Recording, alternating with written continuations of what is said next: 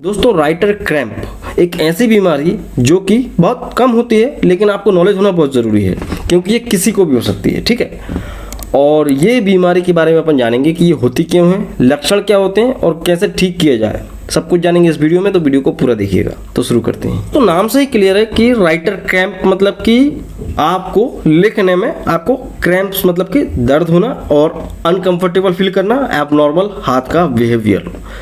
तो ये जो समस्या है दोस्तों, इसका जो है एक 30-35 साल की उम्र के बाद किसी को भी हो जाती है, या यूँ कह सकते हैं कि मसल्स की वीकनेस या बढ़ती हुई उम्र के चलते न्यूट्रिशन डाइट में जो कमी रह जाती है, अच्छा आप हेल्दी खाना नहीं खाते हैं तो मसल्स कमज़ोर होती हैं, तो उस वजह से ये बीमारी हो जाती है। इस बीमारी में होता क्या दोस्तों, राइटर क्रैम्प इसलिए बोल रहा है क्योंकि कोई व्यक्ति इसमें लिख ही नहीं पाता है। आप काम कर सकते हो, लिख नहीं सकते हो, और इसे म्यूजिशियन क्रैम्प भी कहते हैं क्योंकि आप इससे कोई भी म्यूजिकल इंस्ट्रूमेंट नहीं बजा सकते हो, पियानो गिटार यूज़ नहीं कर सकता आदमी। ठीक है, यहाँ तक कि सिलाई का काम भी नहीं कर सकते। सिलाई होती है कपड़े पे, आप सुई को लेकर इस तरह से सिलाई का काम करते हैं, तो आप सिलाई भी नहीं कर सकते। तो एक प्रकार से ये होता है, और जिसको होता है उसको बड़ी तकलीफ होती है, और फिर डॉक्टर के पास भी ऐसे केस बहुत कम पहुँचते हैं, तो फिर डॉक्टर भी कन्फ्यूज़ होता है क्या करें, क्या है ये समस्या। तो देखो इसमें क्या है, इसका होने का तरीका समझ लो पहले कि ये हो ही क्यों जाता है, शरीर में ऐसा क्या होता है। देखो जैसे कि मैंने आपको बताया, न्यूट्रिशन की कमी, आप जब अच्छा खाना पीना नहीं खाओगे एक उम्र के बाद आपको ये हो सकता है। हमारा ब्रेन कुछ सिग्नल्स पहुंचाता है हमारे हाथ पैरों तक, इन्हें बोलते हैं अपन न्यूरोट्रांसमीटर्स के द्वारा, न्यूरोकेमिकल्स जो होते हैं उनके द्वारा एक सिग्नल पहुँचता है मसल्स के पास, और ये इन्फॉर्मेशन होती है हाथ के पास जाती है कि आपके हाथ को कैसा करना है, यूँ करना है, यूँ करना है, ये आपका ब्रेन पहुंचा रहा है सिग्नल। लेकिन कई बार ये इन्फॉर्मेशन गलत पहुंचती है ब्रेन की कमजोरी की वजह से। नर्व्स जो इन्फॉर्मेशन को लेकर जा रहा है, नर्व उसमें आई हुई कमजोरी की वजह से ये इन्फॉर्मेशन सही नहीं पहुंच पाती, तो आप जो हाथ से काम करना चाह रहे हैं वो होता नहीं है। ठीक है ना, हाथ मूव करेगा लेकिन आपके माइंड के अनुसार प्रॉपर काम नहीं करेगा। आपको पता है कि ये जो पेन है, ये पेन है, मार्कर है, इसको आप कितनी ताकत से होल्ड करे हुए हैं ये आपको मालूम है। आप ढीला पकड़े हुए हैं या टाइट पकड़े हैं ये आपको मालूम है, आपके ब्रेन को पता है, और जो ब्रेन को पता है वो आप कर भी रहे हैं। सो यहाँ पे क्या है दोस्तों, राइटर क्रैम्प में सबसे बड़ा जो साइन है यही देखा जाता है कि आदमी की जो ग्रिप होती है वो हार्ड हो जाती है।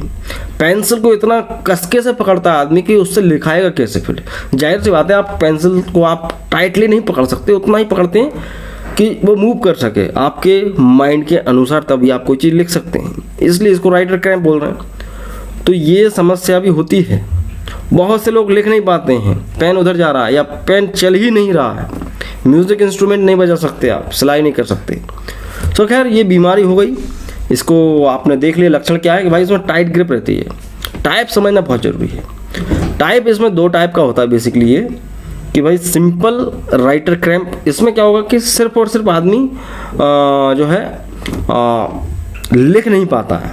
ठीक है, लिख नहीं पाता, बाकी दूसरे काम कर लेता है, गिलास उठा के रखना, कोई गेट खोल देना, ये कर लेता है। इसे बोलेंगे सिंपल राइटर क्रैम्प, सिर्फ लिखने में प्रॉब्लम आएगी।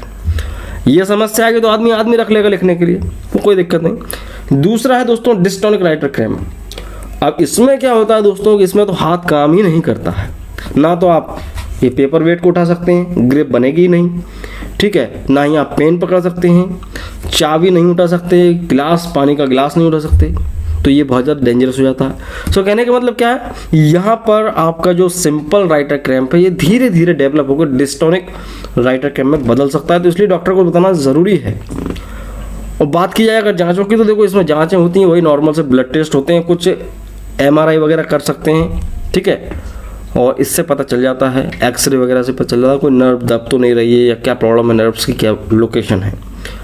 तो इलाज की बात की जाए तो इसमें इलाज सीमित है कि आप बोटॉक्स के इंजेक्शन लगाते हैं। कई बार बोटॉक्स के जो इंजेक्शन होते हैं, जो चेहरे पे आजकल के हीरो हीरोइन डलवाते हैं, वो इंजेक्शन जहरीला होता है, जाहिर सी बात है, तो उस पर मैं वीडियो ऑलरेडी बना चुका हूँ, तो आप वो देख लेना बोटॉक्स क्या होता है। तो बोटॉक्स के इंजेक्शन भी लगाए जाते हैं, इनसे ठीक हो जाता है।